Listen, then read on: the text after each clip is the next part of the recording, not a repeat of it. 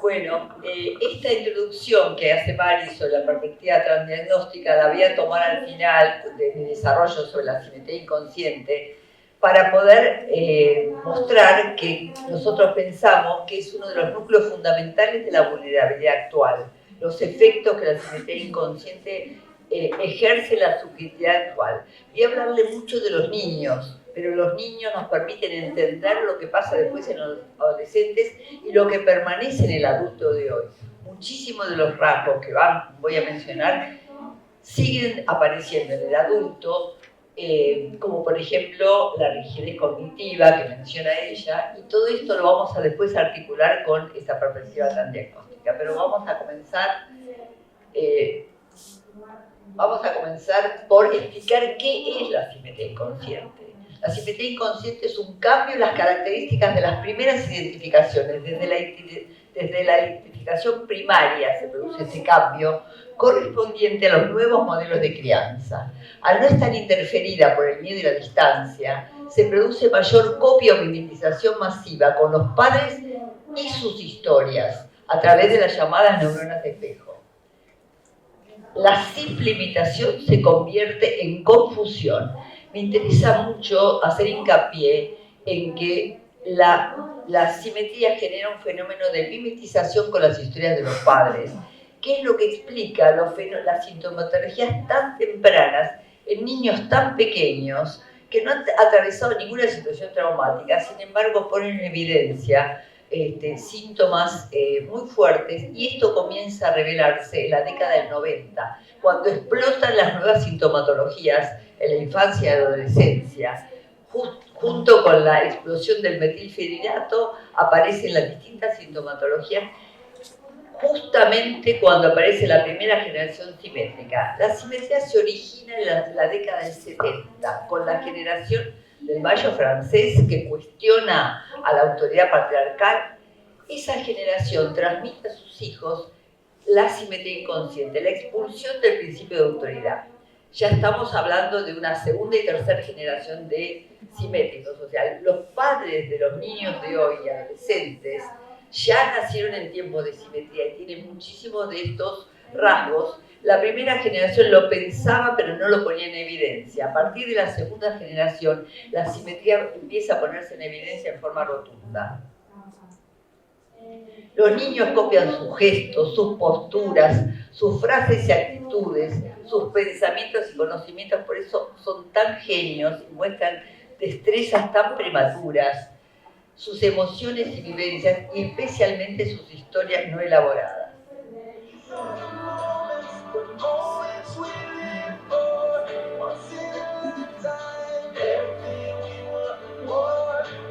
Miren el gesto de este chico, miren lo que es la copia.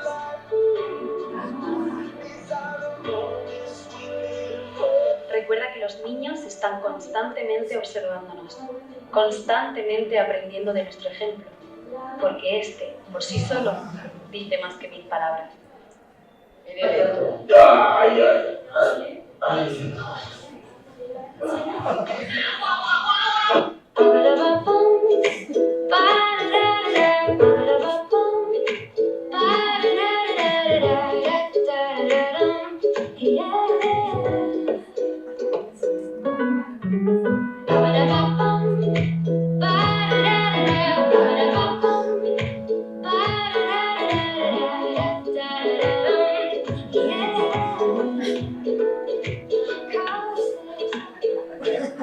Nos copian todo.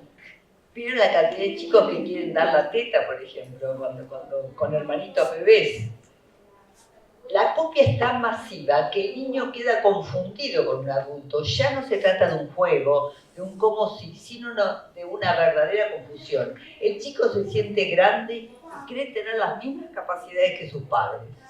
En la investigación publicada en 2017, como sienten y piensan los niños hoy, mostramos que el 97% de 2.236 niños argentinos y peruanos de 6 a 12 años a los que se les administró pruebas proyectivas se sienten más grandes por dentro. Los niños creen que pueden ocupar el lugar de sus padres, mandar en sus casas, ocupar la cama matrimonial cuando alguno de ellos no está. y también absorben sus conocimientos y destrezas sin represión. Por eso cada vez hay más niños hiperadultizados y sobredotados, que cantan y bailan maravillosamente de año antes, que resuelven complejos problemas matemáticos, que participan en política, aconsejan a sus padres o son influencers a edades impresionantemente tempranas y muchísimas cosas más. Y aquí viene el tema, sobredotados pero frágiles. Las nuevas generaciones captan muchísima información, pero no la pueden jerarquizar. Todo vale igual. No pueden dimensionar los estímulos afuera. Se pueden hacer cargo de los niños que se mueren de hambre en África o de los problemas económicos de los padres, o pueden, absorben y se hacen cargo. Por eso hay tanta vulnerabilidad, porque de aquello que le entra en la cabeza es capaz de hacerse cargo sin límites. Y además todo es tomado en forma literal. Vayamos pensando esto, en cómo esto después impacta en el adulto, que queda con una dificultad para dimensionar, que queda con aspectos muy literales, con adultos que no pueden jerarquizar tampoco entre lo que les pasa, lo que pasa en el afuera, lo que pasa en sus casas, o sea, todo vale igual. Y esta es una de las grandes dificultades de la época, que se ve no solamente a nivel educativo. ¿Por qué se creen las dificultades que hay a nivel educativo para poder jerarquizar qué es importante, qué no? Todo esto tiene que ver con la simetría. Ahora van a ver un video que es impresionante, porque la chica la van a ver, la angustia que tiene por la hiperexigencia, por el nivel, digamos, cómo se hace cargo de la situación de su familia, el sufrimiento de la nena y cómo los padres terminan riéndose, porque esto es lo que se ve generalmente.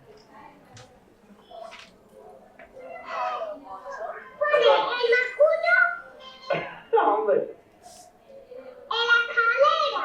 ¿Por qué? Porque estos son tus hijos. Lo tienes con tus hijos. ¿Y cuál sitio? Yo ya te dije una vez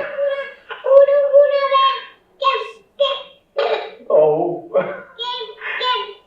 yo te dije en la carnicería que no puedes poner el macuto donde está el escalón. ¿Es verdad? Y ya te dije 13 veces que el macuto no te lo puede poner aquí. Venga, voy a quitarlo, venga. Mira, me hace gracia. Bueno, así se cargan los chicos hoy. Y aquí viene uno de los aspectos más importantes, que tiene que ver con la vulnerabilidad actual, que es que copian a los padres, pero no los pueden terminar de internalizar como figuras protectoras. Cuando hablamos de la recuperación del lugar de hijo, tiene que ver con esta situación, con que la asimetría es una copia masiva del adulto, pero te copio, pero no te internalizo, no te llevo puesto. Cuando voy al colegio, me siento solo. Cuando no me puedo ir de campamento porque te tengo que tener al lado, no te puedo dejar. Esta soledad interior es uno de los aspectos fundamentales de las patologías actuales, porque en la soledad todo se agiganta, todo se agranda, todo se vuelve más terrible, porque no pueden, o sea, pueden tener un excelente vínculo con los padres, pueden pensar que son bárbaros. Eso no significa que la palabra de los padres sea una palabra suficientemente significativa. No, me lo decís vos porque sos mi mamá. No hay una valoración de la palabra de los padres por esta copia masiva que hacen, donde quedan de igual a igual. Lamentablemente mi idea es exactamente igual que la de mis padres. Por eso predomina la autosuficiencia y la vivencia de soledad interior, con un mandato de autosuficiencia. No solamente se siente, sino hay que ser autosuficiente. Por eso no se puede pedir ayuda, por eso pedir ayuda humilla. Y todo esto va minando por dentro las personas que se sienten solas, creen que tienen que poder ser perfectas, y así estamos con los niveles de patología que tenemos, ¿no? Al no tener internalizados a los padres, quedan solos por dentro y por lo tanto son muchísimo más vulnerables. ¿Qué pasa? Llegada a la adolescencia, ustedes piensan, este niño que no incorporó a los padres de chico, entra a la adolescencia. ¿Qué pasa en la adolescencia? Uno tiene que tomar distancia, ¿no es cierto? Entonces, imagínense lo que pasa con un chico que tiene que tomar distancia en la adolescencia, que no los tiene incorporados. El vacío interior es muchísimo más intenso. Y ahí viene La captura por lo que no tengo adentro lo tengo que buscar afuera. La captura por las redes, las adicciones a todo tipo de cosas, la ansiedad, la depresión y por último aparece este síntoma tan preocupante que son los suicidios, porque el vacío interior, porque vieron que se habla muchísimo de la soledad, ¿no? Y ahora con todos estos problemas que hay en las escuelas, los chicos están solos, dicen. Es cierto que los chicos están solos, pero ya están solos por dentro, y no solamente porque los padres no los escuchen, no es cierto, sino que los padres no saben llegar. Por eso nosotros nos ocupamos mucho de desarrollar un nuevo modelo de autoridad, para que los padres puedan conectar con sus hijos. A los chicos hoy no se llega con discursos, no se llega diciéndole lo que tiene que hacer, no se los llega con castigos. ¿Saben cómo se llega a los chicos hoy? A ver, ¿alguien me puede decir cómo se llega hoy a los chicos? Hay una clave, es conmoverlos. La única manera de llegar a los hijos es pedirles ayuda, hacerlos sentir importantes, escuchar sus opiniones, pero sobre todo conmoverlos a partir de que el adulto pueda decir lo que siente. ¿Cómo se siente con este chico al cual no puede llegar? Que toco la puerta y te veo mal, no te voy a dejar solo, no te voy a dejar que te internes en tu pieza cuando yo percibo otra cosa. Y aquí viene lo que hablaba recién Benjamín del contagio emocional. Si nosotros como padres, si ustedes pueden enseñar a los padres a valorizar lo que sienten, como padres, a ponerle palabras a esto que están percibiendo. Ahí viene también la comunicación con los hijos. Yo lo que percibo es una gran angustia. Yo te siento muy triste. Esto es lo que yo siento que te está pasando. El gran error de los padres es preguntarle qué te pasa. A un chico adolescente le vas a preguntar qué te pasa y te va a decir no sé o no te va a decir nada.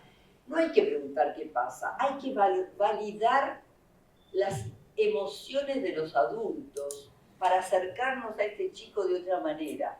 Es un cambio en el modelo de autoridad, donde lo principal es la conexión emocional que podamos establecer con nuestros hijos para sacarlos de ese lugar. Se acabaron los castigos. Los castigos no van a producir nada más que más alejamiento y más rebelión. Sí proponemos un nuevo modelo de autoridad donde aparecen las consecuencias en un segundo momento. En el primer momento lo que hacemos es convocarlos a participar, a decir, a proponer. Y en un segundo momento, cuando se olvida de todos los acuerdos, entonces ahí uno le dice, bueno, evidentemente me estás pidiendo que volvamos a lo que acordamos, no hay ningún problema, ya mismo apagar la play, porque ella se comprometió en esto. Entonces, acuerdos, conexión con ellos, establecer pautas, y cuando no pueden regularse, que esto también es absolutamente habitual, ahí quedamos autorizados a intervenir en un segundo momento, y la autoridad deja de ser una autoridad que castiga, dejamos de ser los castigadores para poder tomar contacto con ellos y decirle, mi amor, hasta ahora no te voy a poder ayudar con la tarea, ya son las 11 de la noche, mañana con tiempo me lo pedís. O sea, que se hagan cargo de las consecuencias a partir de que nosotros acordamos con ellos criterios y sostenemos este lugar. Obviamente hay que ayudar a los padres, porque los padres saben mucho del autoritarismo, pero no saben de la firmeza. Y hay que enseñarles que uno puede pedir ayuda desde un lugar de firmeza. Cuando uno le dice a los padres que pidan ayuda, lo que va a aparecer es que se debilitan. Por favor, mi amor. No, nada de por favor sí, pero no desde ese lugar de debilidad que se ubican donde, ¿qué buscan los padres? Los padres que no tienen apoyos en sus propios padres terminan dependiendo de los hijos. Entonces, esto es parte del gran lío que hay en todas las casas. Por eso se buscan las millones de cuentas de Instagram y los millones de consultas para poder recuperar esa autoridad que está tan obstaculizada por la simetría inconsciente, la de los hijos y la de los padres. ¿Me van siguiendo? Estoy siendo un poquito mezclando todo, pero me parece que quería aportarles algo del modelo de autoridad. Pero además la copia masiva no se reduce a los gestos. ¿Cómo voy de tiempo? ¿Qué hora es? 11:56. ¿Qué hora es? 11:56. Estoy re bien. Pero además la copia masiva no se reduce a los gestos, actitudes o posturas de los padres, sino mucho más especialmente a las emociones e historias no elaboradas en relación al vínculo con los abuelos.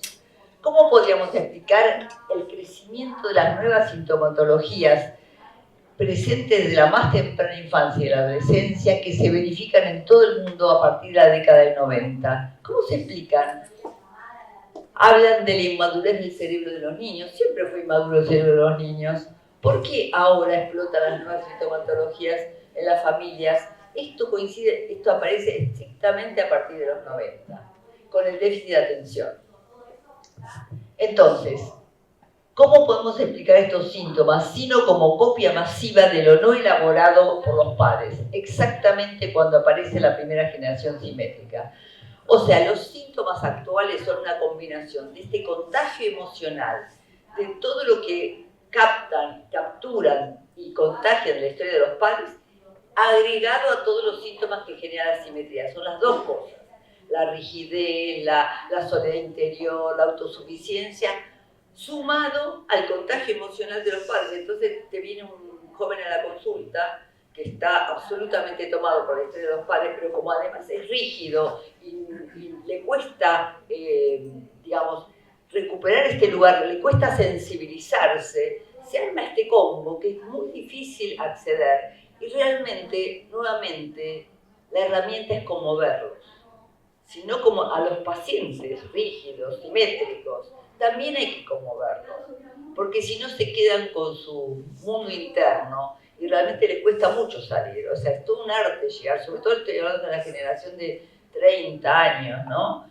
Que es una generación ya adulta, ya grande, pero sumamente rígida, con lo que hablaba Mariano de las creencias. Las creencias se transforman en rigideces, y la dificultad de pedir ayuda. Esto es otro de los rasgos más importantes.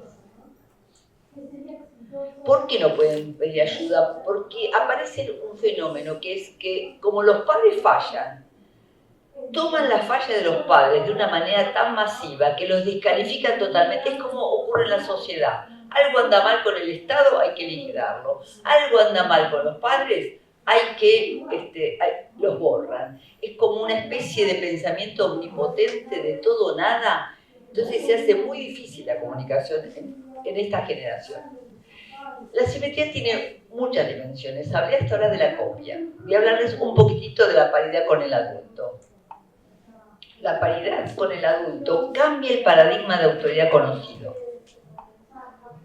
Como el niño copia a sus padres como si estuviese frente a un espejo, se siente un igual, se equipara totalmente, confía en su propio criterio, y esto se acentúa en el adolescente. Esta equiparación genera muchísima dificultad en la comunicación. Fíjese esta nena. El volumen, no se escucha nada. Pero lo mejor para mí es la muña. Voy a volver atrás un cachitito. A ver. Escuchen a esta nena, por favor. Yo escucho sus opiniones. Pero lo mejor para mí es la muña. Porque yo soy yo. Estamos hablando de una equiparación psíquica, de una paridad psíquica con el adulto. Aunque no lo digan, los chicos piensan esto. Esta chica lo dice, pero los chicos lo piensan. Entonces, tenemos que cambiar la visión del niño, porque se la trata al niño como el niño de antes, que tenía algún tipo de autoridad en la cabeza. Estamos hablando de un chico que no tiene un sentido de la autoridad. Siente que es el que sabe. Por eso hay que llegar de otra manera. Por eso hablo de conmover. La paridad psíquica con el adulto genera una fuerte vivencia de injusticia frente a las diferencias. ¿Por qué tengo que hacer la tarea si usted no corrige los trabajos? ¿Por qué tengo que bajar la voz si ella nos grita? ¿Por qué mi hermano puede y yo no? ¿Por qué vos podés y yo no? Es una eterna cuestionamiento de por qué las diferencias. Esta equiparación y vivencia de injusticia frente a las diferencias se extiende al mundo social. ¿Por qué algunos hombres acceden a las mujeres y yo no? Me declaro incel y hago la guerra con las mujeres. No soporto las diferencias. Se viven las diferencias, limitaciones o injusticias reales como injurias personales. Una de las mayores dificultades que presenta la subjetividad actual desde lo terapéutico es la aceptación de las propias limitaciones. Por eso tenemos que modificar con urgencia nuestro modelo de autoridad para contemplar esta paridad psíquica y lograr que nos vuelvan a internalizar como figuras protectoras. La tercera dimensión es la falta de individuación. Copian a los padres, pero no terminan de diferenciarse, de verlos como seres externos con vida propia. cuentan con ellos, y especialmente con las madres, como brazo ejecutor. Los padres son un brazo ejecutor o una pierna que camina. Hay una fuerte falla en el registro del otro, ¿no? O sea, ahí se está riendo, es así, ¿no? Ni siquiera tiene que decir haceme, y ya los padres están ejecutando por ellos. Pero el tema importante para llevarlo al adulto es la falta de registro del otro, porque después terminamos en esta sociedad donde existe una deshumanización, una indiferencia, como lo que nos está pasando actualmente, donde se permiten unos niveles de violencia, porque hay una falta de registro del otro que se va creando desde la cuna, desde la infancia, y termina en este adulto que se pone tan cruel. Esta falta de individuación y de registro del otro se traslada al campo social. Ahí aparecen las expectativas de la eliminación, la dependencia extrema de las redes, de la mitad de la aceptación del otro, porque cuando eran chicos necesitaban que los padres los confirmen como si estuviesen frente a un espejo. Cuando viene la adolescencia necesitan que las redes los confirmen. La dependencia con las redes es tan intensa por el vacío interior y la necesidad de que tengan esta respuesta permanentemente, porque si no se sienten profundamente vacíos. La dificultad para percibir, aceptar e integrar al otro como alguien diferente, lo que dije antes, y ante la falta de correspondencia aparece la posición de víctima y justificación de la violencia. Si vos no me respondés como yo tengo en la cabeza, vos sos el culpable, vos no me querés, por lo tanto te puedo hacer lo que yo quiera. Y por último, la hiperexigencia. Como siguen formando parte de un todo con los padres, creen que todo se puede o se podría. La personalidad simétrica cree que tiene que ser perfecta. Y si no es perfecta, se siente devaluada. Que existe la perfección y la completud. El miedo al error y a la equivocación, la vergüenza de quedar expuesto a que se note la imperfección genera una gran tensión, inhibición, sobreexigencia y autocrítica despiadada. La generación simétrica no tiene culpa, tiene vergüenza. Tiene vergüenza de que se note la imperfección. Entonces viven exigiéndose, tratando de ocultar las imperfecciones, burlando al otro. El peso que tiene la mirada del otro se relaciona directamente con la propia fantasía de perfección. Por eso la gran vulnerabilidad. Por eso pueden buscar alivio en la crítica a los otros, por eso es tan fuerte el bullying y la estigmatización social como búsqueda de proyección de la propia inseguridad y desvalorización.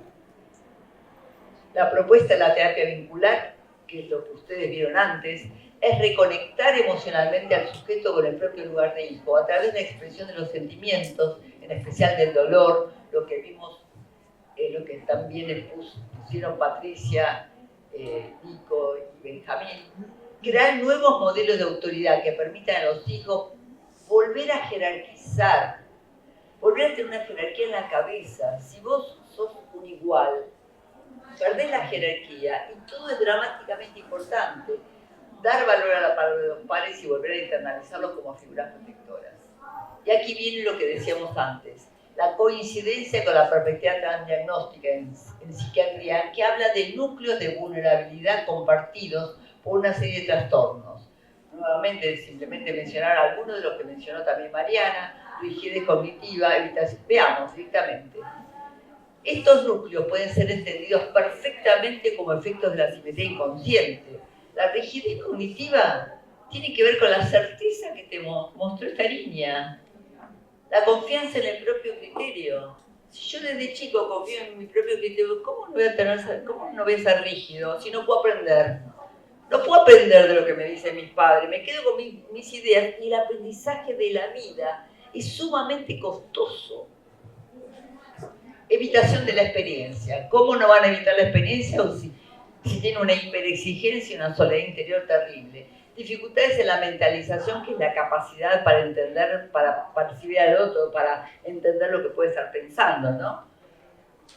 ¿Cómo no van a tener dificultades si no hay una total falta de registro del otro? Por esta falta en la individuación, o sea, la falta de registro del otro tiene que ver con que no hay una separación suficiente, porque te copio, no te internalizo, pero igual quedo funcionando como si hubiese una parte del otro, no solamente a través de los síntomas que son un contagio de los padres, sino funcionando como que el otro me tiene que seguir abasteciendo. Por eso la maduración es tan costosa, por eso tardan tanto en madurar, en encontrar su propia identidad vocacional, en encontrar su propia identidad, es muchísimo más costoso. La simetría obstaculiza realmente encontrarse con la identidad, y esto tiene que ver con los fenómenos tan impresionantes que vemos actualmente, como el tema de los terians, los chicos que pierden tienen tal lío con su identidad que terminan identificando con un animal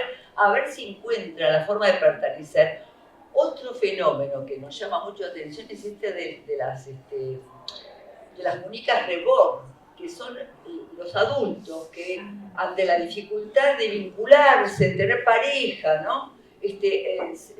Se inventan madres imaginarias, con las muñecas se juntan, se van a la plaza, Entonces, todos estos fenómenos que nos conmueven actualmente tienen que ver con esta dificultad en saber quién es uno, porque se han separado los padres, no los han internalizado. Entonces, la búsqueda, antes había, digamos, la integración comunitaria, la integración en lo social, todo esto es lo que da identidad.